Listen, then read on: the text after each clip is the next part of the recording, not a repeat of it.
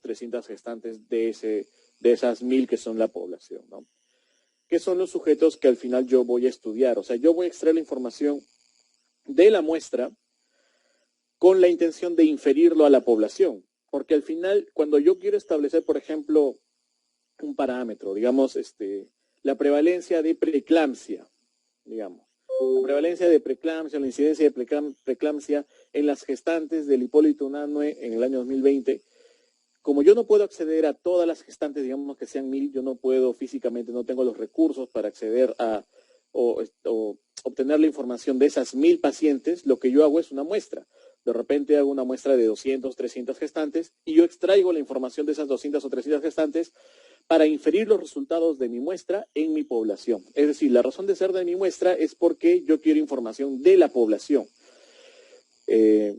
Por lo tanto, la muestra va a tener que cumplir ciertas características para que pueda ser representativa, esa es la palabra, representativa de mi población, ¿no? Cosa que es como las encuestas las que estamos más expuestos, como son, por ejemplo, las encuestas de votación, ¿no? Para saber la intención de voto de la población nacional, no se encuesta a toda la población nacional, eso es imposible, pero se encuesta a una muestra que tiene una característica importante que es representativa de la población. No, y es por eso es que a veces en muchos casos se puede acercar a lo que de verdad, obviamente hay más variables que entran en juego, pero se acerca un poco a lo que después la gente vota, ¿no? Entonces, ¿cuál es la intención de hacer una muestra? Poder acceder a información de la muestra para poder inferirla a la población. Bien. Para que nosotros podamos hacer esta inferencia estadística de un resultado, por ejemplo, a mí me sale una asociación en la muestra, yo quiero saber, lo que yo pretendo es saber si es que esta asociación que me salió en la muestra también me sale en mi población. Para que esto se pueda cumplir, la muestra tiene que ser representativa, ¿no? Una de las características principales de la muestra es que pueda ser representativa de la población. Para que pueda ser representativa, tiene que tener, mejor dicho, la representatividad depende de cómo yo voy a seleccionar la muestra, ¿no? Si es una selección, un muestreo probabilístico o no probabilístico, vamos a ver qué tipos de muestreos hay. Otra característica importante de la muestra es la potencia estadística, que eso lo vamos a ver un poco después, que es la capacidad que yo tengo de encontrar una asociación, por ejemplo, si es que de verdad existe. ¿Por qué? Porque de repente yo encuentro que hay asociación, por ejemplo, entre la edad y la preeclampsia, por ejemplo, ¿no? La edad materna y la preeclampsia. Pero me sale que no hay asociación en mi muestra. ¿Por qué? De repente, probablemente sea porque si mi muestra es muy pequeña, porque me faltó potencia estadística. Es decir, mi muestra no es lo suficientemente potente o grande como para encontrar esa asociación. Eso también lo vamos a ver un poquito después. ¿Y eso de qué depende? Eso depende del tamaño de la muestra. Es decir, si mi muestra es muy pequeña, tengo posibilidades de no encontrar asociaciones a pesar de que éstas existan, ¿no? Si mi muestra es grande y aún así no encuentro asociación, es posible de que esa asociación no exista. Pero si mi muestra es muy chiquita, puede que exista la asociación, pero que yo no tenga la potencia estadística suficiente para encontrarla. Bien, vamos a ver la primera característica, ¿no? Que es la de la selección de la muestra. Hay dos tipos de muestreo principalmente, ¿no? El muestreo probabilístico y el muestreo no probabilístico. ¿En qué consiste el muestreo probabilístico? Se basa en el principio de equiprobabilidad, es decir, de que cualquier sujeto de la población tenga una probabilidad similar de entrar a la muestra que otro. Esto me da una característica que es la representatividad de la muestra. Esto no solamente es importante porque me va a permitir la representatividad, sino porque en ciertos estudios también hay variables o algunas características de la población pueden actuar como variables confusoras y yo no las pueda medir. La aleatorización me va a permitir aleatorizar también la presencia de estas variables para que por igual, ¿no? Ya que va a ser una selección al azar, se repartan en los grupos expuestos y en los grupos no expuestos, ¿no? Entonces, esta característica de la aleatoriedad de la muestra es importante. Impide una adecuada extrapolación a la población objetivo si es que no tengo una buena aleatorización. Vamos a ver ahora qué tipos de muestreo probabilístico hay. El muestreo probabilístico puede ser aleatorio simple, aleatorio sistemático, estratificado o por conglomerados principalmente. ¿Cómo es un muestreo aleatorio simple? Primero, que este tipo de muestreo aleatorio simple se realiza cuando tengo acceso o tengo, digamos, identificada a toda mi población. Por ejemplo, tengo una lista de las historias clínicas de todas las gestantes del Hospital Hipólito Unanue atendidas en el 2020. Entonces, como tengo la lista de todas esas historias clínicas, yo puedo aleatorizar de manera simple, ¿no? Puedo hacer un muestreo aleatorio simple ahí. Por ejemplo, estudiantes de medicina de la facultad, obviamente de medicina de la Universidad Ricardo Palma, ¿no? Tengo o podría tener acceso a un directorio de todos los estudiantes, entonces es una población conocida, cerrada. Es la que tiene el menor sesgo porque directamente todos tienen la misma probabilidad de entrar a la muestra. Por ejemplo, si mi población es de 100, ¿no? y mi muestra es de 20, yo hago un sorteo, escojo números aleatorios mediante software, que es lo más usual, y me van a salir de esos 100, 20 sujetos al azar, ¿no? Cualquiera de estos sujetos, todos han tenido la misma probabilidad de entrar a la muestra, que es 1 de 5. Ese es el muestreo aleatorio simple. Por otro lado, tenemos el muestreo aleatorio sistemático. El muestreo aleatorio sistemático lo uso cuando la población es muy grande, ¿no? O no tengo acceso a toda la población. Por ejemplo, los pacientes que van a ser atendidos por un consultorio de medicina interna el siguiente mes. Yo sé más o menos que por mes, bueno, en una situación normal, se podían atender 20 pacientes al día, entonces al mes eran como que 400 pacientes por ahí. Sí, tengo más o menos una idea de que pueden ser esa cantidad de pacientes, pero no sé cuáles van a ser. No todos han sacado todavía su cita, de repente tengo algunos identificados, pero no todos. Entonces, como yo no tengo aquí un padrón, un directorio, no tengo identificados a toda la población, no puedo hacer un muestreo aleatorio simple. Lo que puedo hacer es un muestreo aleatorio sistemático. En este caso, yo solamente ya no aleatorizo a toda la muestra como en el caso anterior, que de los 100 de que eran la población, en el muestreo aleatorio simple, los 20 eran aleatorios. En este caso, en el aleatorio sistemático, solamente al primer sujeto de la muestra lo aleatorizo y el resto lo escojo siguiendo una constante de la siguiente manera. Primero calculamos una constante. La constante es la proporción de la población y la muestra. Por ejemplo, si la muestra es 100, si la población es 100 y la muestra es 20, la constante va a ser 5, ¿no? Esta es la constante, 5. O no sé si se ve mi mouse. Voy a hacer un puntero, si no. Ya. Esta es la constante, 5, ¿no? Posteriormente, extraemos un individuo al azar entre el primer miembro de la población y el miembro K de la constante. ¿Cuál es el primer miembro? Obviamente el 1, y el miembro K de la constante es 5. Entonces, escogemos al azar un número entre el 1 y el 5. Digamos que nos sale aleatoriamente el 4. Entonces, el 4 pasa a ser parte de la muestra y luego el 4 más K, o sea, el 9, 4 más 5, 9. Y luego el 14, y luego el 19, y luego el 24, y así sucesivamente, ¿no? De esta forma. Entonces, es un muestreo aleatorio sistemático porque solamente aleatorizo al primer sujeto, y a partir del primer sujeto, con la constante que he hallado, determino quiénes son las demás personas o los demás sujetos de estudio que entran a la muestra. Luego tenemos el muestreo aleatorio estratificado. El muestreo aleatorio estratificado es en el que tiene en cuenta ciertos estratos. Lo que son los estratos son variables que agrupan a mi población en ciertos grupos que yo considero que son de importancia para cumplir mi objetivo y que debe haber al menos una cantidad de sujetos de cada uno de los estratos en mi muestra, ¿no? Por ejemplo, la profesión, ¿no? Si es un grupo de profesionales, yo quiero determinar ciertos comportamientos, yo quiero saber cómo se comporta de repente un médico, un abogado, un ingeniero quizás, ¿no? El barrio de residencia, si es que eso también es importante para mis variables, el sexo, el estado civil, en el caso de ustedes, por ejemplo, uno de esos estratos puede ser el año en el que se encuentran, ¿no? El ciclo que están cursando puede ser un estrato también. En el caso de SOSEMUR específicamente, los comités, ¿no? Pueden ser estratos también, dependiendo de qué variable yo voy a medir, ¿no?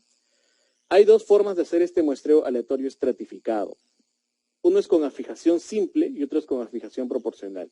Con afijación simple es que la misma cantidad de sujetos para la muestra entran sin importar de qué estrato son. Por ejemplo, en este caso, mi población de 100 está dividida en 4 estratos, como pueden ver. Obviamente el verde es el estrato más grande, le sigue el amarillo, luego el azul y al final el marrón. Un muestreo aleatorio estratificado con afijación simple va a requerir la misma cantidad de sujetos de cada estrato, que es 5. Del estrato más grande salen 5 sujetos aleatoriamente, del estrato que le sigue salen 5 sujetos aleatoriamente, del estrato azul, que es más pequeño, salen 5 aleatoriamente, y del marrón, que es el último, también 5 aleatoriamente. Entonces tenemos 20 sujetos seleccionados aleatoriamente, pero de cada estrato una proporción similar, es decir, un cuarto, porque son 4 estratos. Y el muestreo estratificado con afijación proporcional, en cambio, tiene en cuenta la proporción del estrato con respecto a la población y estas mismas proporciones las refleja en la muestra. Por ejemplo, si el estrato A, que es el verde, es el 40% de toda la población, el B es el 30% de toda la población, el C el 20% y el D es el 10% de toda la población, entonces la muestra también va a requerir la misma proporción. Es decir, 8 es el 40% de 20, que es mi muestra, ¿no? 6 es el 30% de 20, 4 es el 30% de 20% de 20 y 2 es el 10% de 20, ¿no? Entonces la muestra se escoge así. El estrato más grande incluye más sujetos en la muestra y el estrato más pequeño incluye menos sujetos en la muestra, todos escogidos aleatoriamente, obviamente. Luego pasamos al muestreo aleatorio por conglomerados. En este caso, la unidad de muestreo ya no es la unidad de análisis, sino que más bien la unidad de muestreo es un grupo de sujetos a los que llamamos conglomerados. Por ejemplo, conglomerados naturales, las unidades hospitalarias, los departamentos universitarios, no naturales, las zonas electorales. Por ejemplo, a ver, para este estudio que les mencioné de las gestantes y saber la relación de preeclampsia y edad, por ejemplo. El Hospital Hipólito Unanue puede ser un conglomerado. Y luego, si yo quiero hacer un estudio en todo Lima, ¿no? Ya trabajar una población más grande a nivel de toda la ciudad de Lima, yo, si quiero hacer un muestreo, ya no tendría que muestrar a todas las gestantes de Lima, ¿no? Sería algo un poco complicado. Pero lo que sí puedo hacer es muestrear los hospitales. Es decir, yo sé que en el Hipólito, en el 2 de Mayo, en la maternidad, en el Mitarte y por ahí unos cuantos hospitales más, bueno, muchos hospitales más, sé que atienden a gestantes. Entonces, de mi lista de 20 hospitales, escojo al azar 5, por ejemplo, ¿no? Y esos 5 o esos 4 hospitales son mi unidad de muestreo, son mis conglomerados. Entonces, lo que yo escojo aleatoriamente son los conglomerados. Y obviamente entran a mi estudio todas las gestantes de cada conglomerado, ¿no? De cada hospital, de cada departamento, etc. ¿No? Por ejemplo, aquí, para trasladar el ejemplo que hemos estado haciendo, la población de 100 está conformada por conglomerados de 5 personas. Entonces, estos conglomerados de 5 personas, cada conglomerado es una unidad de muestreo. Entonces, lo que yo voy a aleatorizar son los conglomerados. Si hay 20 conglomerados, escojo 4 conglomerados al azar y los sujetos que están dentro de cada uno de esos 4 conglomerados escogidos al azar pasan a ser parte de la muestra. Bien, también tenemos lo que es el muestreo multietápico, ¿no? Que es un muestreo que se realiza a diferentes niveles y en el que se usan diferentes tipos de muestreo, incluso para cada nivel. Por ejemplo, yo puedo hacer un muestreo por conglomerados a nivel de toda la ciudad para escoger, por ejemplo, ciertos hospitales y dentro de los hospitales escogidos puedo hacer un muestreo estratificado dentro de cada hospital para escoger a ciertas gestantes, ¿no? Y este es un muestreo con 2 niveles, ¿no? Y así se pueden hacer muestreos incluso más complejos, ¿no? Un ejemplo de estudios que usan este tipo de muestreos, por ejemplo, son las encuestas hechas a nivel nacional, ¿no? Como por ejemplo ENDES. Luego tenemos el muestreo no probabilístico, ¿no? El muestreo no probabilístico es en el que ya no se tiene este principio de equiprobabilidad tan cuidado, ¿no? Entonces, algunos elementos o algunos sujetos tienen más probabilidad de entrar a la muestra que otros. Esto hace que este tipo de muestra no sea tan representativa, ¿no? Pierde mucho la representatividad de un muestreo no probabilístico, lo cual no implica que sea necesariamente malo. Sino vamos a ver que en algunos casos el muestreo no probabilístico incluso va a ser, en algunos casos, nuestra única opción y en otros casos quizás lo que estamos buscando. Por ejemplo, se usa cuando tengo poblaciones de difícil registro o localización. Por ejemplo, pacientes adictos a drogas ilegales que estén perseguidos por alguna razón por la justicia, ¿no? Trabajadores que se mueven dentro de la clandestinidad o que por alguna razón de estigma social probablemente no sea fácil encontrarlos, ¿no? Entonces, en esos casos va a ser muy difícil hacer un muestreo aleatorio. Entonces, podría ahí hacerse un muestreo no probabilístico. También en estudios pilotos o en estudios cualitativos, ¿no? Ahí, incluso en un estudio cualitativo, hasta se prefiere hacer un muestreo no probabilístico porque yo busco ya no hacer una inferencia estadística de un parámetro, sino más bien comprender un fenómeno a fondo. Y eso lo voy a poder conseguir con cierto tipo de sujetos que yo voy a seleccionar. Bien, acá hay algunos ejemplos de muestreo no probabilístico, obviamente hay más, pero entre los que más se usan, ¿no? El muestreo por conveniencia es quizás el muestreo no probabilístico más usado, que pues entran a la muestra los sujetos que le convenga al investigador. Por ejemplo, si ustedes quieren hacer una encuesta, no sé, pues de lo que sea, de conocimientos de COVID ahorita, en su promoción o en la universidad, entonces ustedes encuestan a sus amigos porque saben que sus amigos les van a responder, y a veces ni eso, pero suponiendo que de sus amigos la mayoría les van a responder, pero ustedes encuestan a personas que no conocen, probablemente vayan a ignorar su encuesta. Entonces, al final, ¿quiénes van a entrar a la muestra? A la muestra van a entrar aquellos que son los amigos del recolector de datos, y quienes sean sus solo conocidos o ni siquiera lo conozcan, tienen menos probabilidad de entrar a la muestra, ¿no? Voluntaria, bueno, eso es, si es que, por ejemplo, se hace una campaña de salud, ¿no? Van las personas que quieren ir y dentro de eso se le invita a hacer un trabajo de investigación, se les invita a llenar una encuesta, algo. Ya de por sí, quienes están yendo a la campaña es un grupo no probabilístico. ¿Por qué? Porque quienes tengan más probabilidad de ir a la campaña o tienen más posibilidad de ir a la campaña van a tener más probabilidad de entrar a la muestra, ¿no? Luego, el muestreo consecutivo, que es en el que yo establezco un periodo de tiempo, ¿no? Y dentro de ese periodo de tiempo completo, o digamos, recojo la información de los sujetos hasta completar mi tamaño muestral.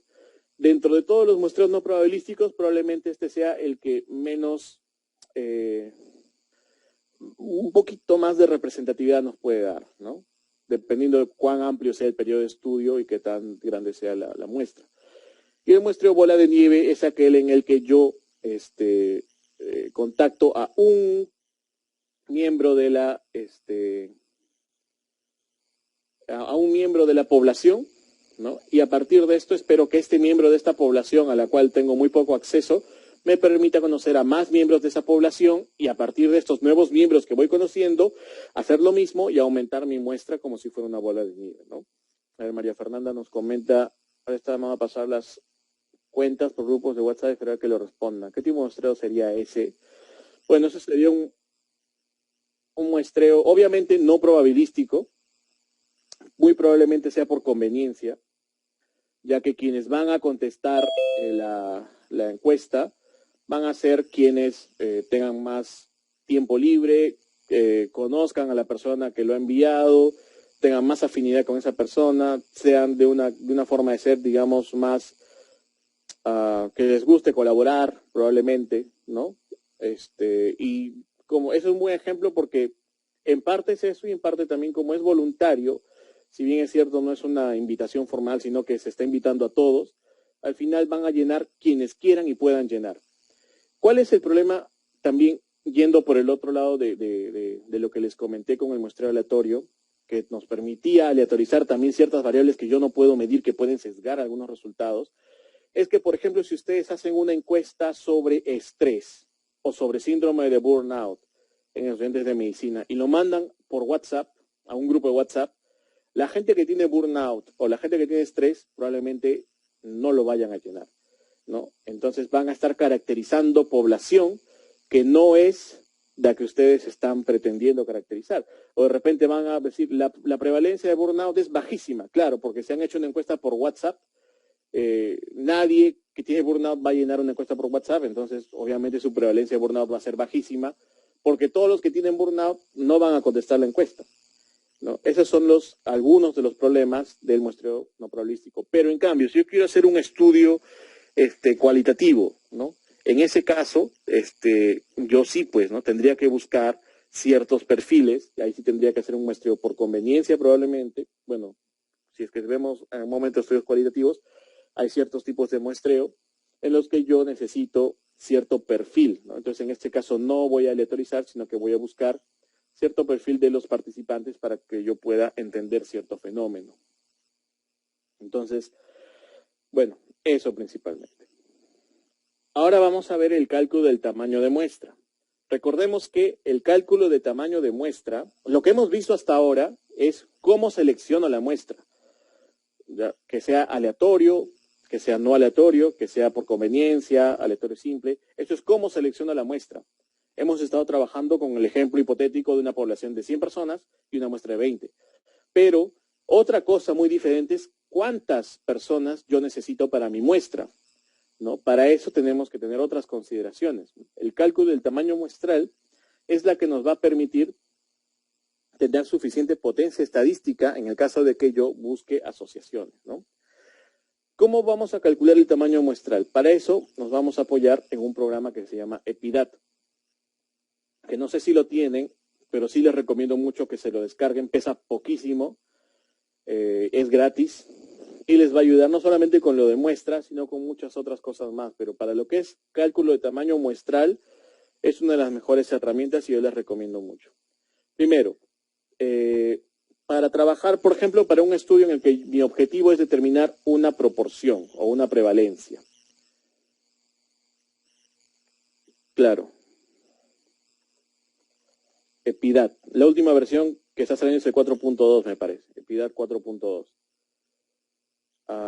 Creo que le estoy mandando a un ratito. Otra vez. EPIDAT 4.2. Pongan eso en Google, les va a salir una página de Sergas, me parece. Luego tienen que llenar un formulario, lo llenan nada más y luego les da la posibilidad de descargarlo. En algunos casos no les va a correr a la primera, tienen que instalar un programa que es el Java, el JavaScript. Descargan el Java y con eso probablemente ya les corra el EPIDAT.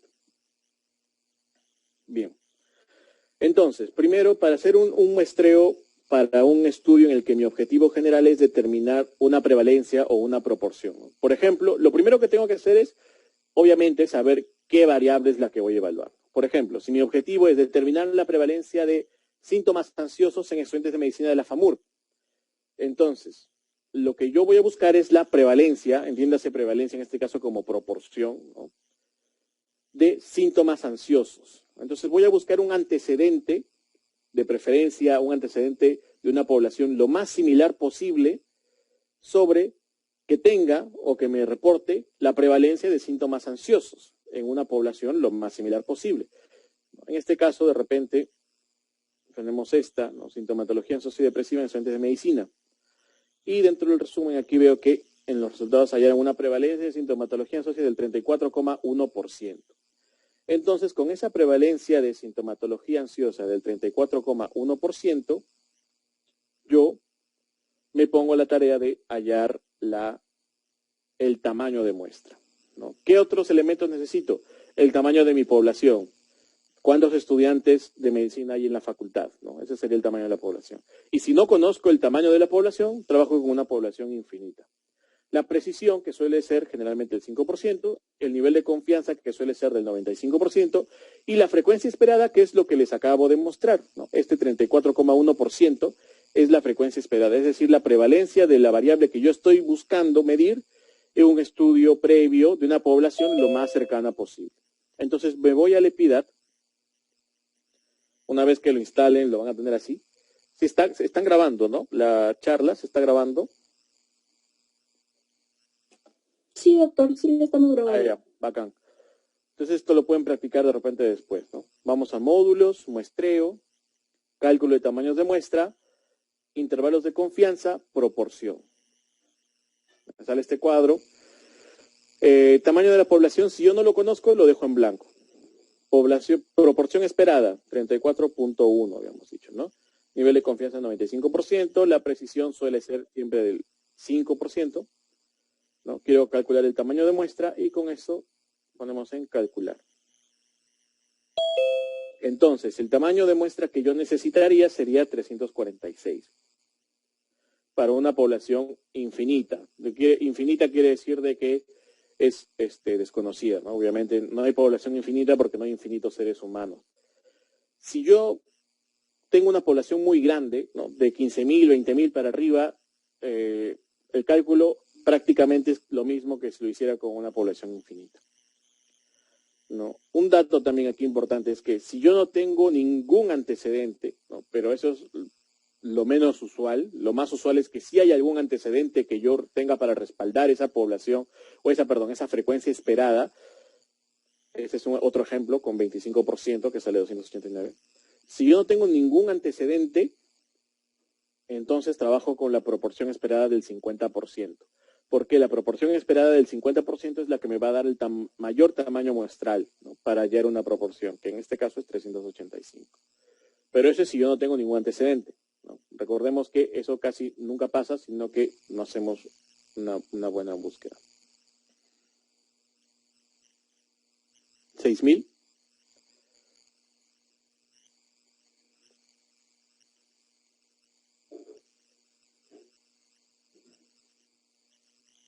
No entiendo muy bien, Claudita.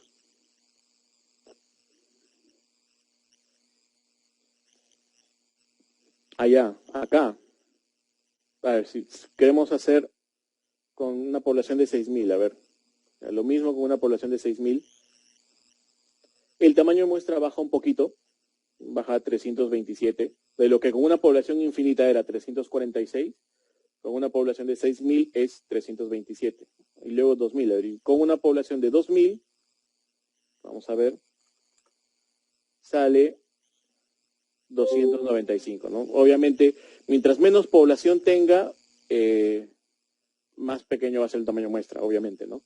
Si 2.000, me parece que 2.000 es la cantidad de gente que de la facultad. 6.000 no sé si es de la universidad de repente, ¿no? Pero si yo con esta prevalencia trabajaría con este tamaño de muestra.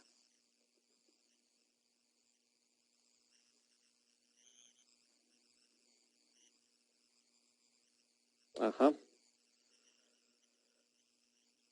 Bien, ahora continuamos. Como les dije, si no hay ningún antecedente, trabajamos con una prevalencia esperada del 50%. Ahora vamos a ver los estudios analíticos. Para un estudio analítico, a ver, Kelly pregunta, ¿se puede utilizar una población aproximada para luego sacar la muestra? A ver, si yo no conozco bien el tamaño de mi población, puedo trabajar con una población infinita. Porque en estos casos siempre es bueno ser un poquito más conservador. Ahora, no, nosotros podríamos pensar, claro, más muestra, mejor. Mientras más muestra, mejor, claro, porque más muestra nos da más soporte estadístico y nuestros intervalos de confianza se hacen más pequeños y las asociaciones ganamos potencia estadística, etc. Pero recordar que a más muestra, mayor recolección de datos. Y si yo tengo un recolector de datos que después de la encuesta 100, 150 ya se empieza a cansar y empieza a recolectar malos datos, entonces mi muestra, si bien es cierto, va a darme más potencia, pero la calidad de los datos que voy a tener va a ser peor. Entonces, hay que tener muchas cosas ahí en cuenta. Si yo no tengo muy bien claro mi tamaño de población, trabajar con una población infinita, ¿no? Como si yo no conociera mi población. Si tengo algún rango de población en el que yo creo que podría estar el número de mi población, ponerme en el caso un poco más conservador, ¿no? Digamos, yo sé que mi población debe estar entre 1.500 y 2.000. Ya, entonces trabajo con un tamaño de muestra aproximado, tamaño de población, perdón, aproximado de 2.000. Y a partir de eso ya puedo ir explorando, ¿no?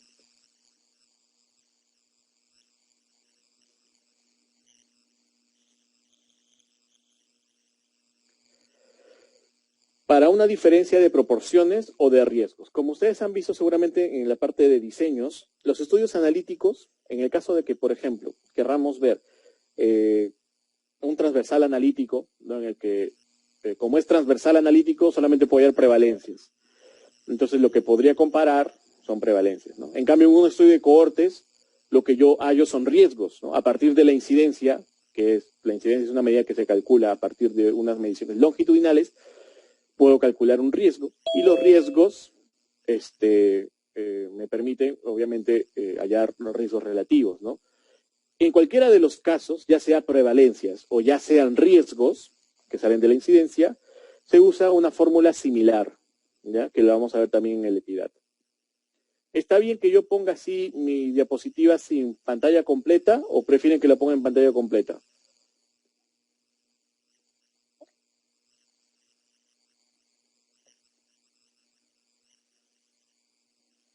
Ya, entonces lo voy a dejar así porque me va a facilitar un poco también que antes de que le dé un ictus a mi laptop.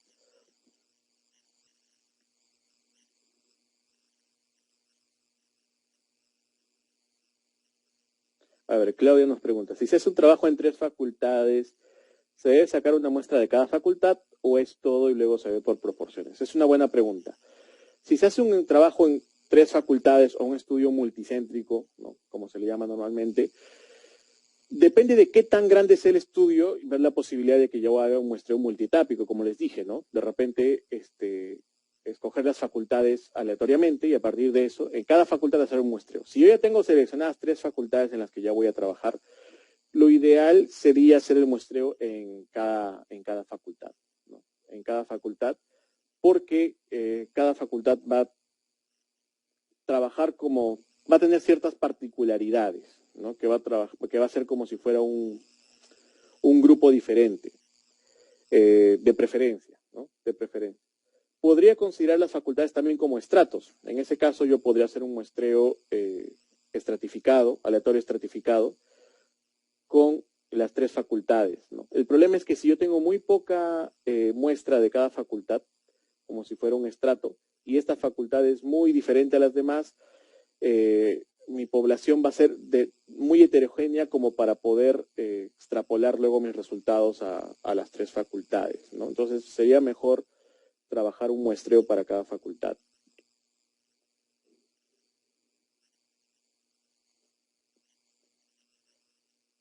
Bien, ahora sí, para ver una diferencia de proporciones, ¿no?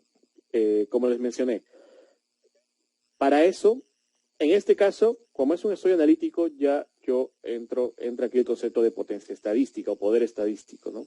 Es el porcentaje de probabilidad de cometer el error tipo 2. ¿Cuál es el error tipo 2? El error tipo 2 es no encontrar una asociación a pesar de que ésta exista. Es decir, que no tengo la capacidad de encontrar una asociación porque mi muestra es muy pequeña. Entonces, esta potencia tiene que ser al menos del 80%. Entonces, ¿qué es lo primero que tengo que hacer? Identificar las variables dependiente e independiente. Por ejemplo, si el objetivo de mi estudio es determinar la asociación entre hipertensión y sexo en la población peruana, tengo que identificar mi variable independiente, que sería el sexo, y mi variable dependiente, que sería la hipertensión, ¿no? Entonces, digamos que fuera un estudio de cohortes, ¿no? El grupo expuesto sería, en este caso, el sexo masculino, ¿no? Asumiendo que el sexo masculino tiene mayor prueba o mayor riesgo de enfermedades de este tipo, y el grupo no expuesto sería el sexo femenino. Y la variable dependiente sería la hipertensión, ¿no? El evento sería tener hipertensión. Entonces, igual, tengo que buscar un estudio previo que me dé estos valores, la asociación entre el sexo y hipertensión. Entonces yo encuentro por ejemplo, ¿no? En el que yo encuentro la prevalencia de hipertensión arterial según sexo. Los expuestos son los varones y los no expuestos son las mujeres. Entonces tengo la prevalencia de hipertensión en los expuestos, los varones, que es 27,1%. Y la prevalencia de hipertensión en los no expuestos, que son las mujeres, que es el 20,4%. Entonces tengo 2 proporciones aquí. Tengo que hallar esas 2 proporciones a partir de un antecedente de la población lo más cercana posible. Entonces, con esas 2 proporciones, yo me voy al EPIDAT, igual módulos, muestreo. En este caso pongo cálculo de tamaño de muestra, contraste de hipótesis, comparación de proporciones o estudios de cohorte, ¿no? Puedo usar también la fórmula de estudios de cohorte para estudios transversales analíticos o también, obviamente, para los estudios de cohorte. En este caso, tengo que poner el riesgo en expuestos.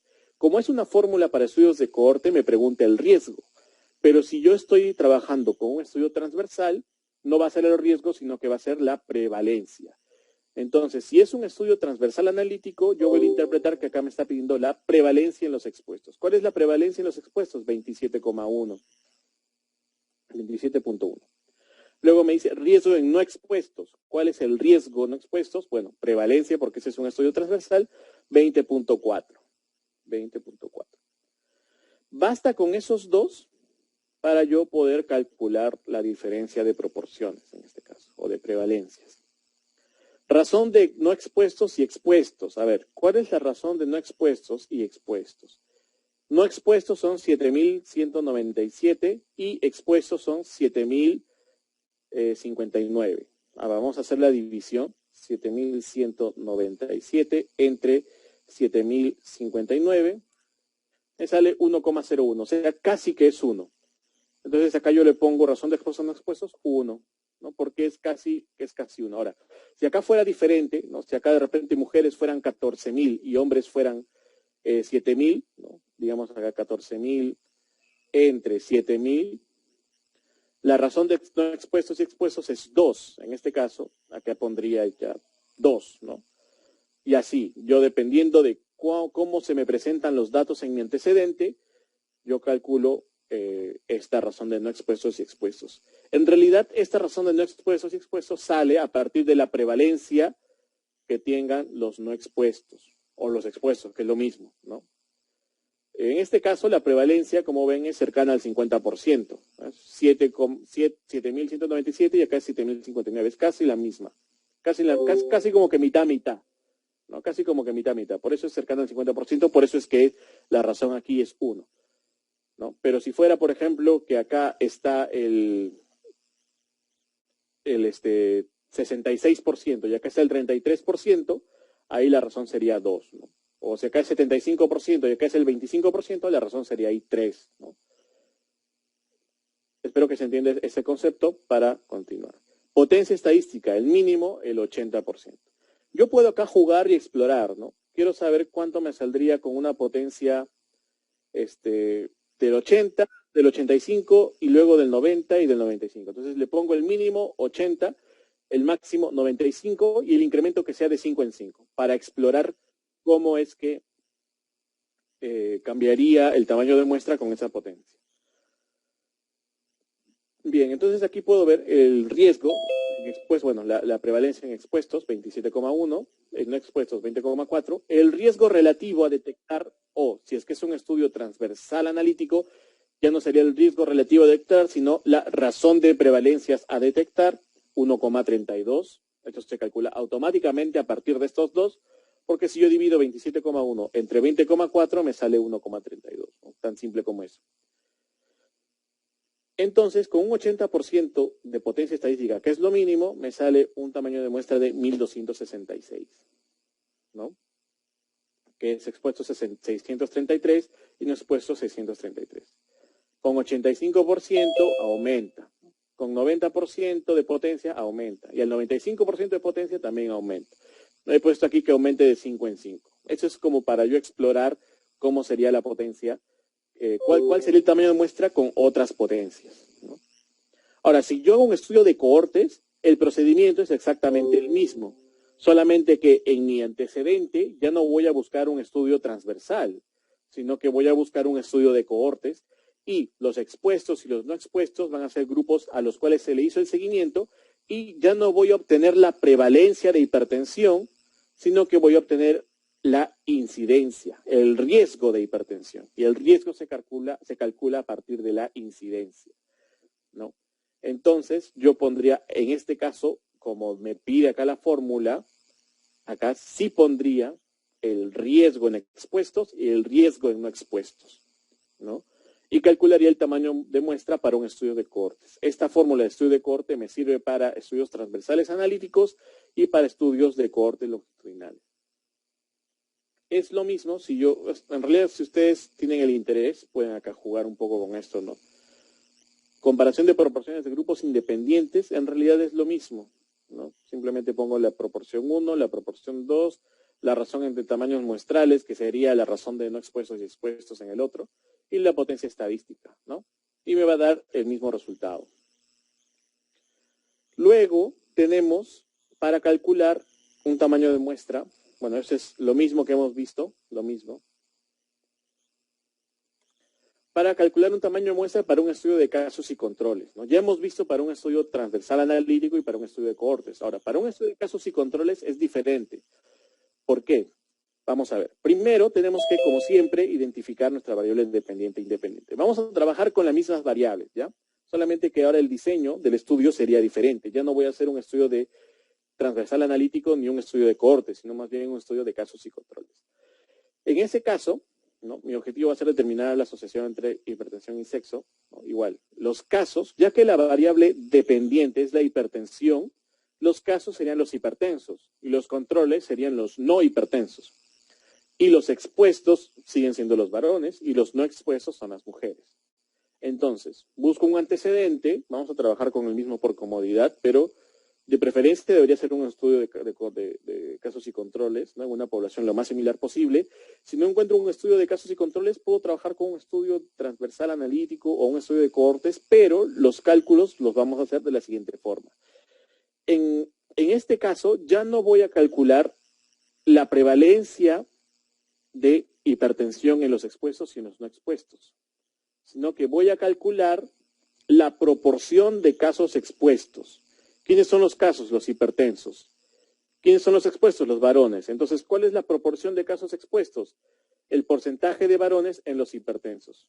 ¿Cuántos varones hay en este grupo de hipertensos? 1916. ¿Cuántos son los hipertensos en total? 3.381. Entonces, ¿cuál es la proporción de casos expuestos? 56,6%. Este valor de 56,6% no está aquí en esta tabla, ¿no? Eso yo lo estoy calculando. Entonces, aquí hay que tener ese cuidado. La proporción de casos expuestos no es lo mismo que la proporción en expuestos, la proporción de hipertensos en expuestos, ¿no? Es la proporción de casos expuestos, es decir, la proporción dentro del grupo de casos, que son los hipertensos, de los que están expuestos, que son los varones. O sea, aquí el total es los hipertensos, que es 3.381, y los expuestos son 1916. Entonces la prevalencia o la proporción de casos expuestos es 56,6. Lo otro que me piden es la proporción de controles expuestos. ¿Cuáles son los controles? Los no hipertensos. ¿Quiénes son los expuestos? Los varones. Entonces, ¿cuántos varones son de los no hipertensos? 5.143. ¿Y cuántos son en total los no hipertensos o los controles? 10.875. Acá está. Entonces, ¿cuál es la proporción de controles expuestos? 47,2. Entonces, yo voy a meter a mi fórmula del EPIDAT estas dos proporciones, 56,6 y 47,2. En algunos casos, así como en el ejemplo anterior, también me va a pedir el OR esperado. Pero si yo ya tengo la proporción de casos expuestos y la proporción de controles expuestos, no necesito poner el OR esperado. Vamos a ver ahorita. Entonces, pongo otra vez en módulos, muestreo, contraste de hipótesis, casos y controles para grupos independientes. Y pongo la proporción de casos expuestos, ¿cuánto es? 56,6. 56,6. La proporción de controles expuestos, ¿cuánto es? 47,2. 47,2. Número de controles por caso, igual lo voy a dejar en 1, 80% y calculamos. Como ustedes pueden ver aquí, el odds ratio a detectar es 1,459. Esto me lo calculó automáticamente el EPIDAT. Este odds ratio a detectar me lo calculó automáticamente el EPIDAT de 1,459. Y vemos que es el mismo de acá, 1,46. Es el mismo. O sea, bueno, redondeando, 1,459, redondeamos, sale 1,46. Es el mismo 1,46 de acá. Por eso les digo, ¿no? Puedo yo escoger en poner qué datos voy a poner. Y acá me sale con la potencia del 80%, esa sería la cantidad de casos que necesitaría y esa sería la cantidad de controles que necesitaría. Acá, en esta lista de módulos en uso, me sale lo que yo usé últimamente. Yo le puedo dar clic aquí y me vuelve a cargar la ventanita. Ahora, yo puedo poner proporción de casos expuestos y proporción de controles expuestos. Y el odds ratio de detectar me lo calcula automáticamente, como pueden ver aquí. O si no, yo puedo poner solamente la proporción de casos expuestos y el odds ratio a detectar, 1,46. Y lo calculo y me sale lo mismo. Bueno, muy parecido, porque la diferencia de los decimales no las está apreciando en este caso, porque lo he puesto ya redondeado. Pero como ven, la proporción de controles expuestos, que era 47,2, aquí lo calculó automáticamente 47,181, que redondeando es 47,2. ¿No? O yo también puedo poner la proporción de controles expuestos, que es 47,2, y el odds ratio a detectar, que es 1,459. Y me calcula automáticamente la proporción de casos expuestos, que es 56,6, ¿no? Que es igual que acá. O sea, cualquiera, tengo que poner dos de los tres datos: proporción de casos expuestos, proporción de controles expuestos u odds ratio a detectar. ¿Cómo saco el odds ratio? A partir de estas proporciones, yo calculo el odds ratio a detectar, o yo mismo lo puedo calcular aquí, ¿no? Multiplico este de aquí por este de aquí, ese resultado lo divido por el resultado de la multiplicación de este de aquí por este de aquí, y ese resultado me va a salir 1,46, ¿no? De cualquiera de las formas, voy a hallar el mismo tamaño de muestra. Lo que yo voy a necesitar es aprender o diferenciar, que en este caso tengo que poner la proporción de casos expuestos, que son el porcentaje de los expuestos dentro del grupo de los casos. El caso va a ser el total en este caso, y el porcentaje va a ser de ese total los que están expuestos. En este caso, mi grupo expuesto, como es varones, sería pues 56,6, ¿no? Como ya lo expliqué previamente. Bien, esto es lo mismo que hemos hecho en el EPIDAT, puesto aquí en viñetas. Y ahora hablar un poquito del error tipo 2. ¿Qué es el error tipo 2? A ver, cuando yo hago una prueba de estadística, ¿no? Yo lo que estoy haciendo es comprobar una hipótesis, ¿no? Al momento de hacer eso tengo dos resultados.